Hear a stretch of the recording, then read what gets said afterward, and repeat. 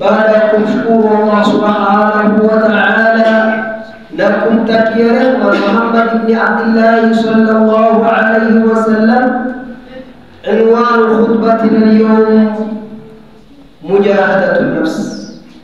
Khutba yetu leo itaiongelea mujahada ya nafsi zetu, namna gani ambapo kwamba tutakapojipinda nafsi zetu ili kuitoa katika maasi Allah subhanahu wa ta'ala na kuyafanya yale ambapo kwamba inamridhi Allah subhanahu wa ta'ala. Allah subhanahu wa ta'ala atuambia katika suratul Ankabut aya yake 69, Allah anasema walladhina jahadu fina lanahdiyannahum subulana. Allah subhanahu wa ta'ala anasema walladhina jahadu fina, wale watu ambao watakayejitolea wakawa wanajipinda wajitoe katika maasi ya kumwasi Allah subhanahu wa ta'ala, wakawa wanafanya yale tu yanamridhi Allah subhanahu wa ta'ala. Allah anasema lanahdiyannahum subulana, hakika hao watu tutawaongoza katika njia yetu. Yani Allah subhanahu wa ta'ala atakuwa ni ain ambaye atakayewasaidia ili wao wapate katika muwafaqa ile njia Allah subhanahu wa ta'ala inampendeza yeye. Wa inna Allaha lama'al muhsinin, siku zote Allah subhanahu wa ta'ala ako pamoja na wale watu ambao wanatenda wema pekee yake. Ndio Allah subhanahu wa ta'ala tumbea katika sura Al-Imran aya yake 142, Allah subhanahu wa ta'ala anasema am hasibtum an tadkhulul jannata wa lamma ya'lamillah alladhina jahadu minkum wa ya'lamu as-sabirin. Allah subhanahu wa ta'ala anasema am hasibtum, kwani nyinyi mnafikiria an tadkhulul jannata, muje kuingia janna bure wa lamma ya'lamillah alladhina jahadu minkum, wakati Allah subhanahu wa ta'ala aliwaleta katika hii dunia na hamkuwa ni wenye kufanya juhudi ya nafsi zenu ili kujiepusha na moto wa Allah subhanahu wa ta'ala. Nyinyi mnafikiria mtakuja kuingia bure katika hiyo janna, wala ya'lamu as-sabirin, wakati Allah subhanahu wa ta'ala hajapata kwenu nyinyi subra ambayo kwamba iliyokuwa juu zaidi, nafsi zenu mkawa ni wenye kujipinda muitoe katika maasi ya Allah subhanahu wa ta'ala, mkawa mnayafanya yale tu inamridhi Allah subhanahu wa ta'ala. Nyinyi hamweka yafanya hayo,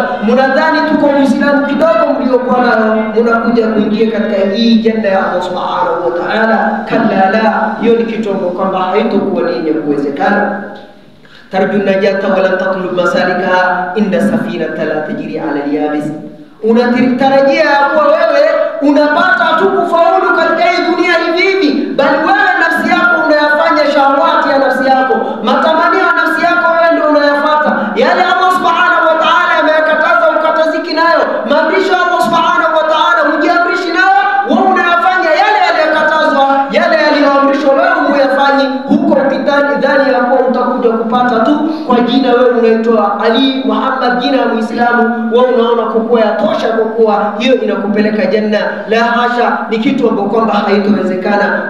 Fahamu ya kuwa inna safinata la tajri ala al-yabis, hakuna siku utajenga boti yako uweke kwa nchi kavu utarajie hiyo boti itaweza kutembea. La, hiyo ni kitu ambacho kwamba haitowezekana. Vile boti haiwezi kutembea juu ya nchi kavu, ni lazima uipeleke kwa maji. Fahamu kwa kuwa kwa matendo yako ndio ambapo kwamba utakayepata janna ya Allah subhanahu wa ta'ala. Jina na tabia mbovu uliyokuwa nayo haitokuwa yenye kukupeleka katika mardhati Allah subhanahu wa ta'ala. Qala ta'ala, ndio Allah subhanahu wa ta'ala anasema katika suratul Nazi'at aya yake 34 mpaka 41, Allah subhanahu wa ta'ala anasema fa idha ja'at at-tammatul kubra yawma yatadhakkaru al-insanu ma sa'a wa burrizatil jahimu liman yara fa amma man tagha wa athara al-hayata ad-dunya fa innal jahima hiya al-ma'wa. Allah subhanahu wa ta'ala anasema fa idha ja'at at-tammatul kubra, mutakuja kujua wakati kiyama itakapokuja kusimama. Yawma yatadhakkaru al-insanu ma sa'a, wakati ambao kwamba mwanadamu atayakumbuka yote aliyofanya katika hii dunia ya khutbah. ما الجواب إذا سئلنا ومولانا شهيد بما فعلنا وعن طاعته دوما غفلنا لقد آن تزود إن أقلنا وأخذ الحظ من باقي الشباب. ما الجواب إذا سئلنا؟ تتجيب الله nini kesho wakati Allah subhanahu wa ta'ala anakuja kutuuliza yale tunayofanya katika hii dunia yote ikhwata al-barra. Maulana shahidun bima fa'alna, yote tunayofanya Allah ni shahidi, anayaona na anayajua wewe unafikiria nini unayotenda juu ya hii mgongo ya ardhi ya Allah subhanahu wa ta'ala. Wakati ukirudi kwake nini utakayeweza kujibu ikhwata al-barra? فإذا جاءت الطامة الكبرى يوم يتذكر الإنسان ما سعى. yote ambayo unayafanya leo hapa duniani utakuja kuikumbuka wakati pale kiyama itakapokuja kusimama. Waburizatil jahimu liman yara, moto ikawa ni yenye kuletwa mbele ya macho yenu, wewe mwenyewe unajionea moto ndio hiyo. Fa amma matagha, yule ambaye kwamba atakayefanya makosa katika hii dunia akapotoka katika mjahada ya nafsi, akawa yeye ameiacha nafsi yake suda, ikawa inafanya chenye nafsi inayotaka yeye, akawa ni anafuata matamanio ya nafsi yake, huyo mtu Allah subhanahu wa ta'ala anasema kwa wa amma man tagha wa athara al-hayata ad-dunya fa amma man tagha wa athara al-hayata ad-dunya fa inna al-jahima hiya al-ma'wa. Allah subhanahu wa ta'ala anasema huyo mtu ambaye ameacha njia Allah anafuata njia ya nafsi yake, huyo mtu moto wa jahim ndio hapo kwamba mashukio yao yake mwenyewe, hapo ndipo sehemu atakuwa ni yenye kukaribishwa. Wa amma man khaf, lakini yule ambaye kwamba ameogopa Allah subhanahu wa ta'ala, wa amma man khafa maqama rabbih wa nahaa an-nafsa 'anil hawa fa innal jannata hiya al-ma'wa. Allah subhanahu wa ta'ala anasema kwa kuwa wa amma yule ambaye kwamba man khafa maqama rabbih, akaogopa kusimama mbele ya Allah subhanahu wa ta'ala siku ya kiyama, wa nahaa an-nafsa 'anil hawa, nafsi yake akaizuia kutokana na matakwa ya nafsi yake, yeye akawa hafati matamanio ya nafsi yake, anaizuia hii nafsi yake yale ambayo kwamba nafsi inayotaka, bal anafanya yale ambayo kwamba inamridhi Allah subhanahu wa ta'ala. Allah anasema fa innal jannata hiya al-ma'wa, hakika huyu mtu makazi yake, sehemu ambayo kwamba atakayekaribishwa ni janna ya Allah subhanahu wa ta'ala. idha anna ad-dunya maydana jihad lil-mu'mini, sababu hii dunia ni kiwanja ambapo kwamba mwanadamu atakuwa anafanyia ile mujahada ya nafsi yake, anaitengeza hii nafsi yake ili aweze akayafanya kile ambacho kwamba itakayemridhi Allah subhanahu wa ta'ala. Ndio Rasul sallallahu alaihi wasallam anasema ad-dunya mazra'atul akhirah, hii dunia ni shamba ya akhira, ulime hapa kesho ndio uweze kuwa ni mwenye kuyapata. لأن لا يصل العبد إلى مرضات الرب إلا بطريقة مجاهدة نفس. haiwezekani kwa mja kuweza kupata radhi ya Allah subhanahu wa ta'ala wakati yeye mwenyewe anafuata hawa ya nafsi yake peke yake. La, hiyo ni kitu ambacho kwamba inatowezekana. Ni lazima uyakataze nafsi yako yale ambayo kwamba nafsi inayapenda, uyafanye yale pekee ambayo kwamba inamridhi Allah subhanahu wa ta'ala. bima fi bihar al-anwar, katika kitabu ya bihar al-anwar Sheikh ambaye kwamba aliandika kitabu hiyo anatuambia ad-dunya suqu ribhin fiha qawmun wa khasira al-akharun. Anasema kwa kuwa dunia ni soko ya biashara mtu ambaye kwamba anayefanya, ndani yake wako waliofaulu na ndani yake wako wale ambao kwamba wamepata hasara katika hii dunia yao. Sababu sisi tuko hapa hatukuletwa kwa sababu ya matamanio mengine, ama hatukuletwa kwa sababu nyingine isipokuwa lengo ambalo kwamba tulioko nayo katika hii dunia ni sisi tumridhishe Allah subhanahu wa ta'ala peke yake. Ndio tunaambiwa maraqaba an-nas lam yakfa li hajatihi wa nala manala fatakal haji. Haitowezekana yule ambaye kwamba anaona fulani akanisema mimi nitakupokuwa mcha Mungu, nitaonekana siku hizi hii amekuwa mtu wa Mungu, fulani ataniongea, fulani ataniambia hivi, fulani yeye atakuwa ni mwenye kuogopa fulani, hakuwa ni mwenye kuogopa Allah subhanahu wa ta'ala. Ujue kwa huyo hatakuwa ni mwenye kufaulu katika hii dunia maadamu yeye siku zote anasema kwa kuwa fulani atakuwa fulani, atabaki katika hiyo hali ya fulani ya khutbara. Qala ta'ala, ndio Allah subhanahu wa ta'ala anasema katika suratul Al-Imran aya ya 185,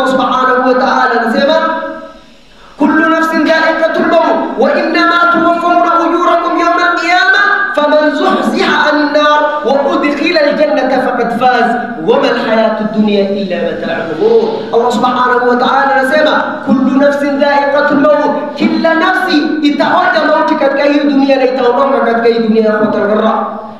Wa innama tuwaffawna, si mingine sasa baada ya kutoka katika hii dunia yale ambayo kama utakaenda kulipwa katika kabri yako,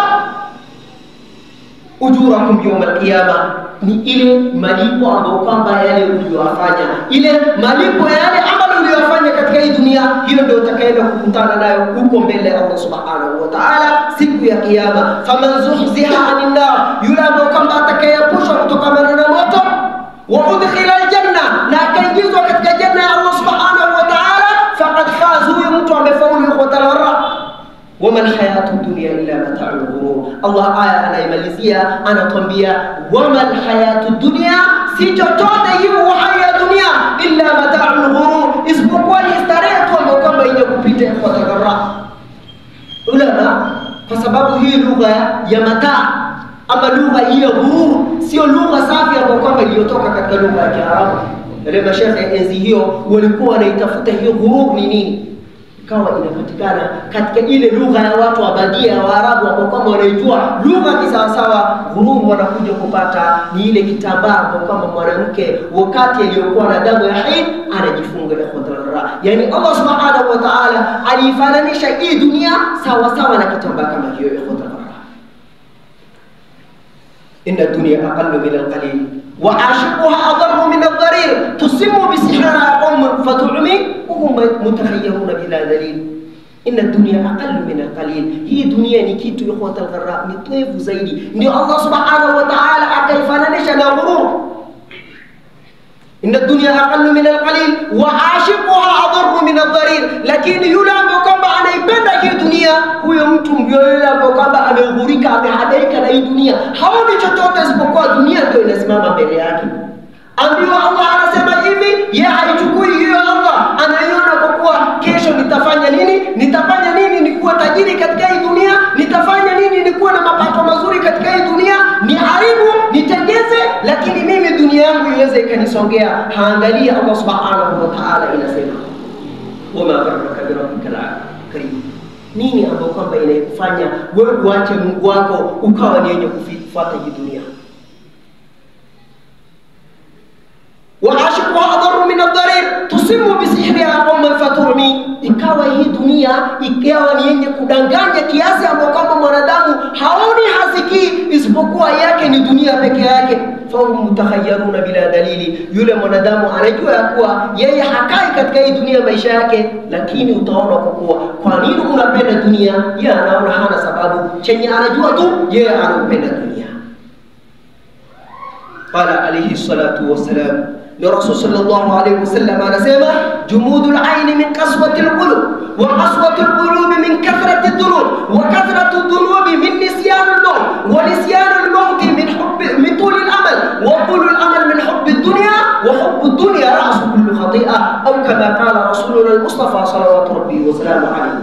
Rasul sallallahu alayhi wasallam anasema jumudul aini min qaswatil qulub, hii macho imekataa kumlilia Allah subhanahu wa ta'ala kwa sababu moyo imeganda kabisa, imesusua.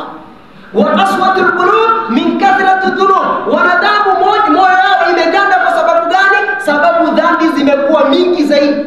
Wa kathratu dhunub, dhambi inakuwa mingi kwa sababu ni nini? Min nisyanil maut, watu wamesahau kifo.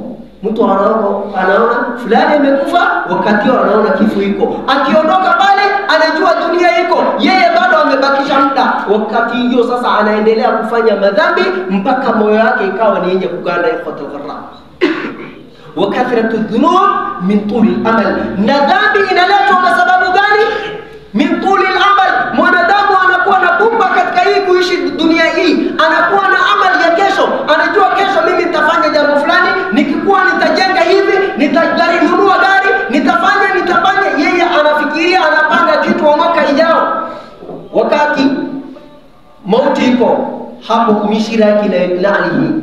Yeye saa zote anapotembea mauti kama ni yenye kumvizia. Yeye hafikiri hiyo, haangalii nafsi yake nini imepeleka mbele ya Allah subhanahu wa ta'ala. Anachojua kwa kuwa mimi nitafanya niweze nikaipata katika hii dunia yangu kwa khotara.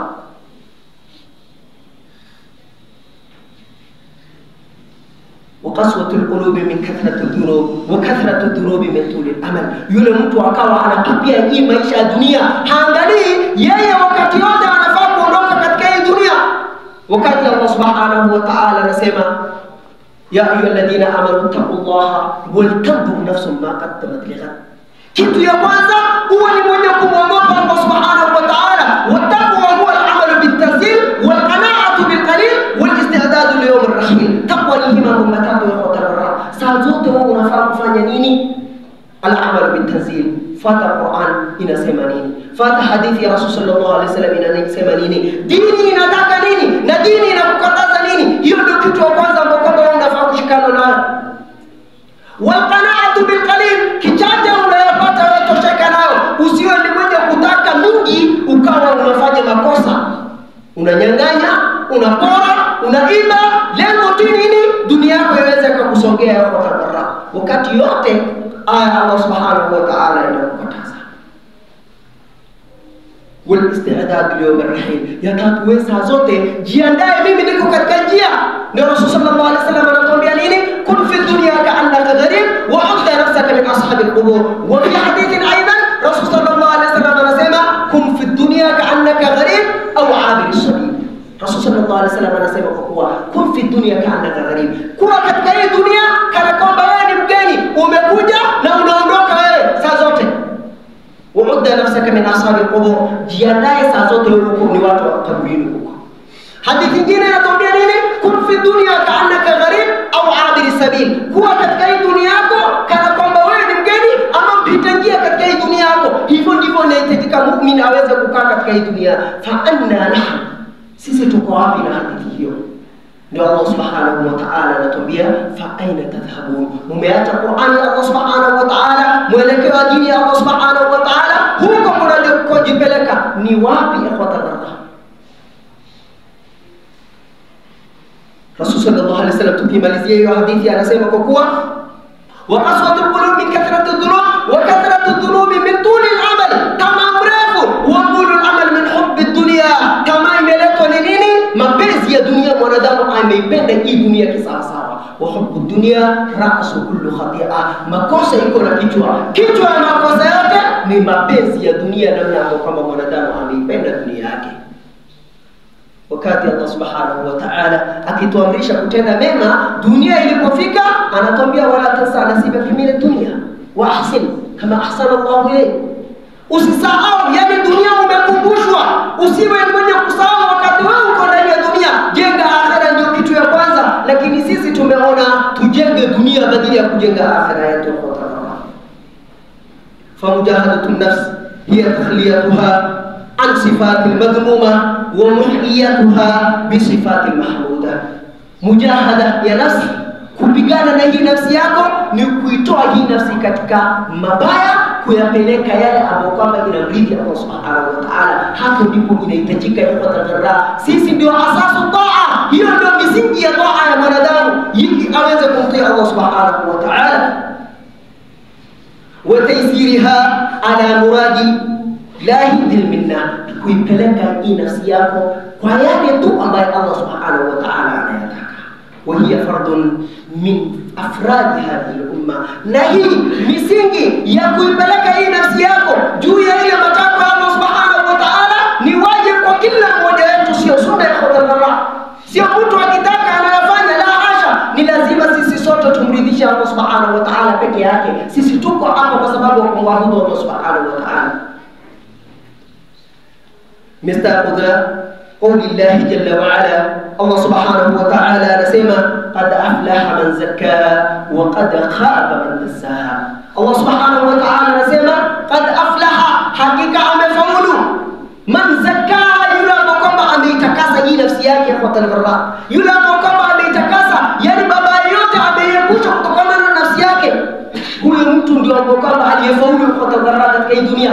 Waqad khaba, amepotea na ameenda patupu kabisa, man dasaa, yule mkama ameingiza ndani ya maasi ya Allah subhanahu wa ta'ala. فخطوة الأولى في مجاهدة النفس عدم رضا المرء عن نفسه، لأن النفس من شأنها لأمارة بالسوء.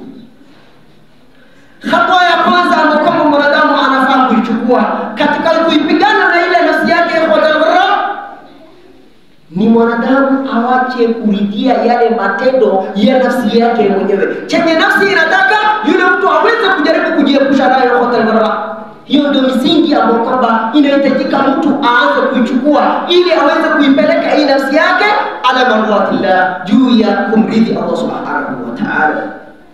Ndio Allah subhanahu wa ta'ala anatuambia katika suratul Yusuf aya yake 53, Allah subhanahu wa ta'ala anasema wama ubarri'u nafsi inna an-nafsa la'ammaratun bisu. Nafsi saa zote inaamrisha mabaya peke yake. Nafsi haitaki mazuri ya mtu kwa dharura. Innaha la tataladha illa bil ma'asi, sababu nafsi hairidhi, haifanyi isipokuwa ni kumuasi Allah subhanahu wa ta'ala. Hakuna wakati nafsi inatenda mazuri peke yake kwa dharura. Saa zote nafsi inakuamrisha mabaya. Chukua tu mfano, Allah subhanahu wa ta'ala anatuambia katika Qur'an, idha nudiya lis-salah min yawm al-jum'ah fas'au ila dhikrillah wa dharul bay'. Siku ya Jumaa ukisikia inaadhiniwa wewe msikitini, wachana na kile ambacho kama inafanya. Saa ngapi tunakuja msikitini? Hii hapa tayari iko question mark inaipatikana, mujahadatu nafsi haikupatikana. Na wakati Rasul sallallahu alaihi wasallam anatuambia kwa yoyote atakayekuja saa ya kwanza ama mtu wa kwanza kukuja msikitini sawa sawa thawabu yake aliyepata ngamia. Yule anayekuja wa pili anapata ng'ombe, yule wa tatu anapata mbuzi, kuku, mpaka inamalizikia huko kwa mayai. Malaika ambao kwamba wenye kukuandikia thawabu hizo, khatib akipanda juu ya mimbar wanafunga kitabu yao, wao wameingia. Yule ambao kwamba atakayekuja baada ya khatib amepanda mimbar, hakuna chochote ambacho kwamba yanayopata isipokuwa fadhila ile swala pekee yake. Lakini hapo angalia, mujahadatu nafsi hapa imepatikana. Huyu mwanadamu ambao kwamba anakuja wakati anaona kukua saa hizi swala imekaribia, hapo ndipo anayekuja. Wewe nafsi yako umeipeleka wapi? Uko katika kumridhi Allah subhanahu wa ta'ala ama uko katika kujiridhi wewe mwenyewe kwa dharura? Kitu kingine kwa dharura, tuangalie kila mmoja hapo ni lazima itamgusa. Iwapo huko kwako unaswali swala yako, wewe fikiria, Qur'an unajua alhamdulillah, lakini hizo swala zako saa zote unaswali na sura gani? Ile sura ambayo kwamba unaiswali nayo. Hebu fikiria, baada ya kusoma suratul Fatiha, ile sura inayofuatisha wewe unaifuata, kama sio inapoinaka, kama sio kul huwallahu, kama sio kul a'udhu birabbin nas, kama sio kul a'udhu birabbil falaq. Na wakati hiyo bebe pengine wewe unaijua Qur'an mpaka kuanzia nas mpaka wewe unaijua Fatiha, Qur'an mzima mashaallah. Lakini ile sura unaswali nayo ni ile sura kidogo kabisa ile ya chini. Kwa nini unaswali nayo? Sababu nafsi haitaki hiyo kitu. Inakwambia ukisoma hii nyingine itakuwa mrefu. Sasa tufanye nini? Wewe harakisha soma hii kwa Rabbul Nas pekee yako uimalizi. Unaikomea hapo katikati. Nini ambacho kwamba ile ikufanyia hapo tena? Nini iliyokupeleka mpaka wewe swala unayoswali badili ya kujaribu kuirefusha ile swala, ndipo hiyo swala yako ilikuwa na khushu na khudhu iweze kuwa na thawabu nyingi, wewe unajaribu kuifupisha ile swala. Nini ambacho kwamba inasababisha? Sababu nafsi hiyo kitu ambacho unayofanya haitaki.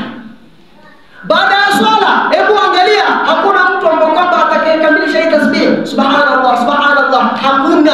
Utapata kwa salamu alaykum wa rahmatullah, salamu alaykum wa rahmatullah, mwingine amejifuta huko. Dakika kidogo ndio leo utamkuta huko milangoni. Nini inachofanya? Nani anayekufukuza katika hiyo msikiti? Ni nafsi yako, kwa sababu nafsi haitaki hiyo amali.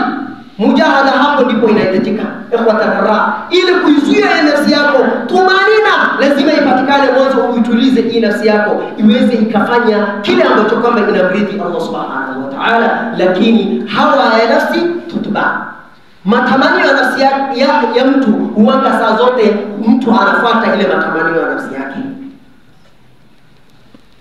النفس تبكي على الدنيا وقد علمته أن السلامة فيها ترك ما فيها. لا دار للمرء بعد الموت يسكنها إلا التي كانت قبل الموت بناها، فإن بناها بخير طاب مسكنه وإن بناها بشر خاب بانيها.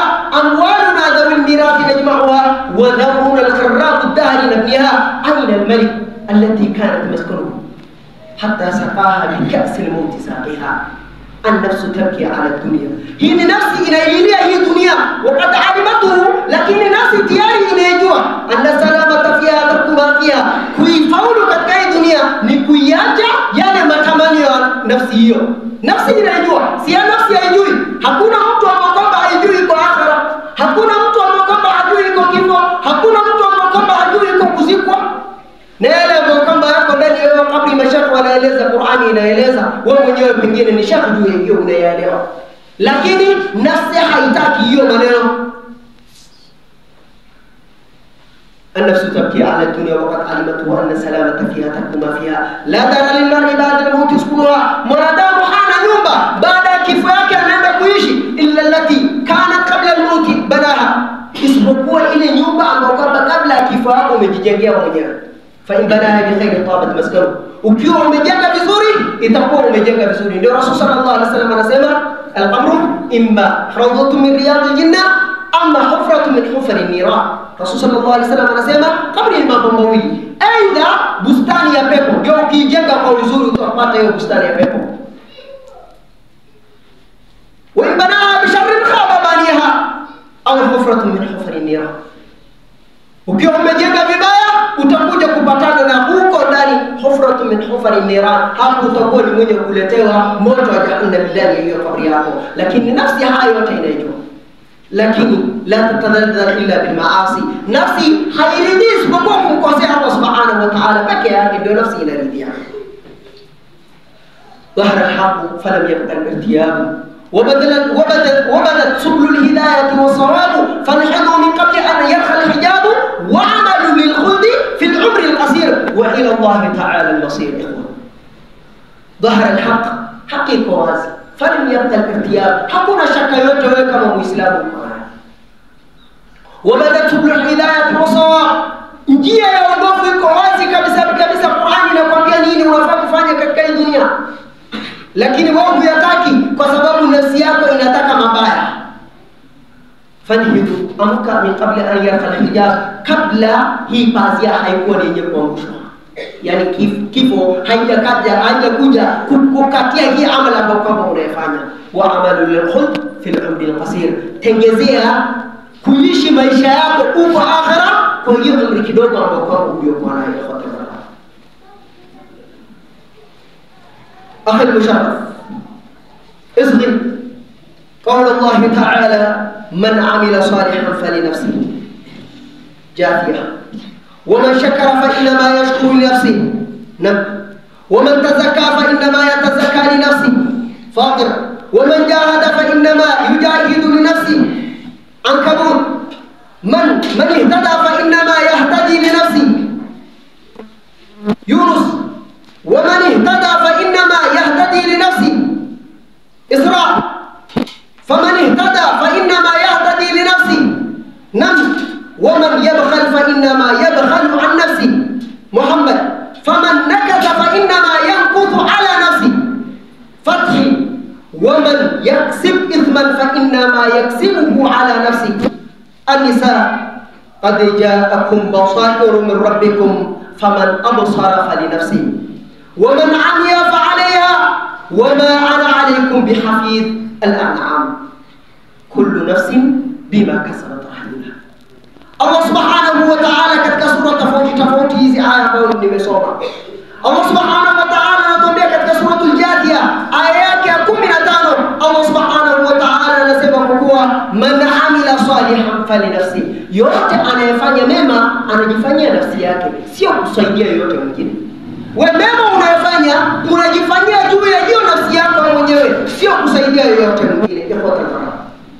ومن شكر فإنما يشكر لنفسه. سورة النمل الله سبحانه وتعالى anasema aya yake 40, Allah anasema ومن شكر فإنما يشكر لنفسه, yote ambayo kwamba atakayemshukuru Allah subhanahu wa ta'ala, ile chochote ambayo kwamba anayepata msukosuko wa hii maisha ambayo kwamba iliyokuwa nyepesi, shida katika hii dunia, ama anayefanya yote akawa anarudi kwa Allah subhanahu wa ta'ala, anamshukuru Allah subhanahu wa ta'ala, yeye ashukuru Mungu bali yeye anajisaidia nafsi yake mwenyewe. ومن تزكى فإنما يتزكى لنفسه. سورة الفاطر aya yake ya 18 waman tazakka, yule ambaye kwamba atakayeisafisha hii nafsi yake, fa inna ma yatazakka li nafsi. Hiyo tendo ambayo kwamba anafanya kwa sababu ya nafsi yake, sio kwa sababu ya kusaidia yote kwa tadharra. Waman jahada fa inna ma yujahidu li nafsi. Suratul Ankabut aya yake 6, Allah subhanahu wa ta'ala anasema waman jahada, yote ambaye kwamba atakayejipinda kupigana na hii nafsi yake kwa tadharra, fa inna ma yujahidu li nafsi, yeye anafanya hiyo kwa sababu kuiokoa hiyo nafsi yake, sio kwa sababu ya kusaidia yote mwingine. Man ihtada fa inna ma yahtadi li nafsi. Hii aya Allah subhanahu wa ta'ala alirudia mara 3 ndani ya Qur'an. Man ihtada fa inna ma yahtadi li nafsi. Allah subhanahu wa ta'ala alisema katika suratul Isra, zile nyingine akaanza na fa, anasema faman ihtada fa inna ma yahtadi li nafsi. Katika suratul Yunus na man ihtada faman ihtada fa inna ma yahtadi li nafsi. Katika suratul Nahl Allah subhanahu wa ta'ala anasema man ihtada, yule ambaye alionyoka akafanya maasi yote akaweka kando, akawa anaangalia kwa Allah subhanahu wa ta'ala, alijaribu kuifanya hii nafsi yake iepuke na maasi yote, akawa anamridhi Allah subhanahu wa ta'ala, pia nayo anaifanya hiyo kwa sababu ya kuiokoa nafsi yake kwa tadharra. Hii aya akairudia mara 3 kwa tadharra ndani ya Qur'an. Waman yabkhal fa inna ma yabkhalu an nafsi, yote ambayo kwamba anafanya ubakhili, kila ambacho Allah subhanahu wa ta'ala aliyekupea, yeye anaona kwa mimi hii nikijaribu kutoa itakuwa mimi yangu imepungua, ama itakuwa hivi, yeye anaona kwa kutoa kwake itakuwa ni shida. Fahamu yule ambaye anaifanya ubakhili, yeye yule ubakhili amejifanyia nafsi yake, kwa sababu sadaqa unayotoa fa anta ahwaju mimman tuti, sababu ile sadaqa unayotoa wewe ndio unahitaji zaidi, unahitaji zaidi ile sadaqa uliyotoa kuliko yule ambaye uliyopea. Wewe kutoa kwako wewe ndio unahitajia zaidi kuliko yule mtu ambaye aliyopea.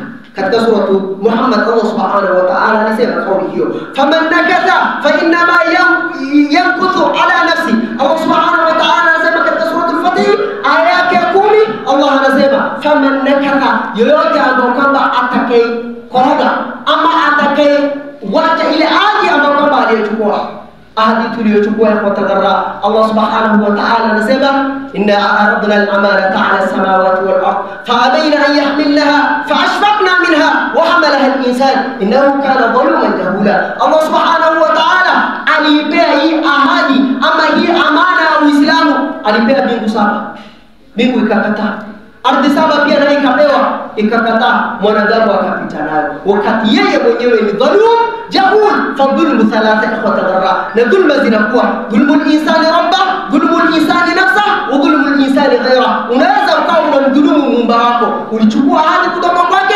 ukakataa kuitimiza. Swala unafanya venye unahitajia ikhwata dharra, sadaqa unaitoa venye unahitajia ikhwata dharra, wewe unafanya ile khairati venye unataka wewe mwenyewe ikhwata dharra. Hapo ndio Allah subhanahu wa ta'ala asema faman nakatha fa inna ma yankuthu ala nafsi, yote ambayo kwamba paranga ama atakaye haribu ile ahadi ambayo kwamba aliyefungamanisha na Mungu wake, huyo yeye mwenyewe ndio amejikatia ahadi yeye mwenyewe, masiri yake itakuwa ni moto wa Allah. Katika sura Fath alisema waman yaksib ithman fa inna ma yaksibuhu ala nafsi. Katika sura An-Nisa aya 111 Allah subhanahu wa ta'ala anasema waman yaksib ithman, yote anayefanya madhambi kwa tadharra, fa inna ma yaksibuhu ala nafsi, huyo atakuwa ni mwenye kujifanyia hiyo madhambi kwa juu ya nafsi yake peke yake, itakuwa kibaya siku hiyo ya kiyama.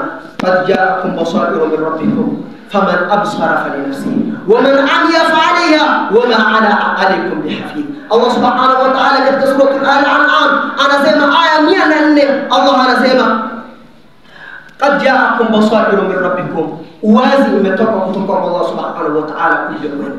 Qur'ani imekuja imeleta kila kitu, masiri yako, mwelekeo yako Allah subhanahu wa ta'ala alikwambia. Sehemu uliyotoka wewe mwenyewe unajijua, huko unakoelekea wewe jitengezee. Allah tayari ashakwambia yule atakayeharibu penye anaenda ameambiwa, yule atakayetengeza penye anaenda ashaambiwa. Sasa wewe ndio mwenyewe ambao kwamba unachagua wahdaina unajidai, njia ni mbili, Allah subhanahu wa ta'ala akakuongoza.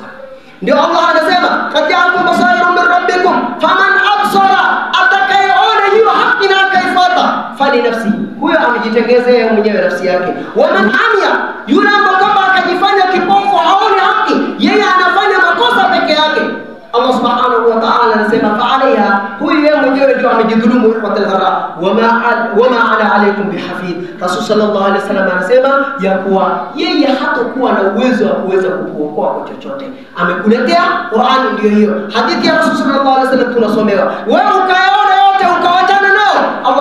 Allah subhanahu wa ta'ala aliyotuma Rasul sallallahu alaihi wasallam, Rasul anakuambia kwa kuwa mimi sitakuwa na jukumu yoyote ya kukusaidia kwa chochote. Ndio aya Allah subhanahu wa ta'ala anatuambia kullu nafsin bima kasabat rahina, katika sura al-Mudaththir aya ya 28 Allah anasema kullu nafsin bima kasabat rahina, kila nafsi imejiwekea akiba ya kesho yake kila ambacho kwamba anaifanya hapa katika hii dunia. قال الله سبحانه في محكم كتابه العزيز بعد أعوذ بالله من الشيطان الرجيم بسم الله الرحمن الرحيم والعصر إن الإنسان لفي خسر إلا الذين آمنوا وعملوا الصالحات. بارك الله لي ولكم بالقرآن العظيم ونفعني وإياكم من الآيات ومقدر مدة آجالها ومعلوم أقسامها وكارئها في يقظتها ومنامها وبارئها تحقيقا لإظهار إكرامها، ثم أوجب عليها ضرورة الدين لانقياد نفسها عن الأذى بهبوطها. أما بعد فأوصيكم ونفسي بتقوى الله، فإن تقواه يوجب الخلود في جنات النعيم، وأن معصيته يجعل المصير إلى ذات الجحيم. لقد قال سبحانه في محكم كتاب العزيز بعد أعوذ بالله من الشيطان الرجيم يا أيها الذين آمنوا اتقوا الله حق تقاته ولا تموتن إلا وأنتم مسلمون. أخي لا يؤاخذ على تقصير الناس معك، بل ستعاقب وتؤاخذ على تقصيرك في حق نفسك. Ikhwata al-kiram, hakuna siku utakuja kuadhibiwa ukaonekana uko na makosa ya kuwa watu wamekuacha, watu hawaongei na wewe, watu ndio wako na shida na wewe. Hakuna chochote ambacho utakayekuja kuulizwa dhidi ya mwingine ambaye aliyekuchukia. Kwa nini amekuchukia? La hasha, bal bitaksiri nafsi yako mwenyewe, venye uliopunguza haki ya nafsi yako, ndio kile ambacho kwamba Allah subhanahu wa ta'ala anakuuliza. النفس كالطفل إن تهمل شب على حب الرضا والتفطم به الفاطمي. Hii ni nafsi ni kama ni mtoto mdogo kwamba ananyonya. Siku zote mama akiacha mtoto aendelea kunyonya, na yule mtoto atakuwa tu akiwa anaendelea kunyonya, hatoacha. Lakini mama atakapokataza yule mtoto asinyonye, yule mtoto atalia siku 2-3, atazoea, atakuwa anaona ni kitu cha kawaida. Hivyo nafsi sahi ukikataza mabaya, hapo mara kwanza utapata msukosuko mingi sana, lakini the more unaiendelea kuikataza, nafsi itakuwa radhiyatan mardiyya, itaridhika na ile ambayo kwamba uliyafunza. Khairan nasi man tala umruhu wa hasuna amalu. Fahamu ya kuwa mtu mzuri ni yule ambaye kwamba umri yake ilipokuwa mrefu, matendo yake pia naye ikawa ni mazuri. Lakini yule mtu mbaya ni upi? Yule ambaye kwamba umri imekuwa mrefu lakini matendo yake ikawa ni mbaya zaidi. فإن أردت الفوز في النجاة فاسلك سبيل الحق والهدى يا من يروم الفوز في الجنات بالمشتاحة وسائر اللذات. tunaambiwa فإن أردت الفوز بالجنات, ukiwa wewe unataka kufaulu huko kesho akhira, uingie janna ya Allah subhanahu wa ta'ala, fasluk fata sabila alhaqi, njia ambayo kwamba iliyokuwa haki, walhudati, njia wale ambao kwamba waliongoka wakawa wenye kufuata. Ya man yarumu alfawza fil jannati, yule ambao kwamba anataka yeye afaulu kesho katika janna bilmushtaha, kwa kuwa wewe unaona kwa kuwa hii matamanio ya nafsi yako ndio inayofuata, na unaona hiyo ndio itakupeleka janna, wasairi ladhati, na matamanio ya hii dunia ya nafsi yako ndio inayofanya. Kalla la, hiyo ni kitu ambacho kwamba haitowezekana. Fahamu kwa kuwa inna safinata la tajri ala al-yabis, sababu siku zote amali yako unayofanya ndio itakayoweza kukuokoa. Ala wa anna Allah amarna bi salati ala nabi amra, faqala ta'ala mukhbiran wa amira inna Allah wa malaikatahu yusalluna ala an-nabi ya ayyuhalladhina amanu sallu alayhi wa sallimu taslima. Warḍi Allahumma an khulafa'i al-arba'a hum Abu Bakr wa Umar wa Uthman wa Ali. Warḍi Allahumma an sahabati Rasulillah ajma'in. Allahumma arzuqna hubbahum wa yassir lana qurbahum واجعلنا بهم مهتدين وبهدي مقتدين يا رب العالمين. اللهم اغفر للمؤمنين والمؤمنات والمسلمين والمسلمات الأحياء منهم والأموات برحمتك يا قاضي الحاجة. اللهم لا تدع لنا في مقامنا ذنبا إلا غفرته، ولا هما إلا فرجته، ولا كربا إلا نفسته، ولا مريضا إلا شفيته، ولا دينا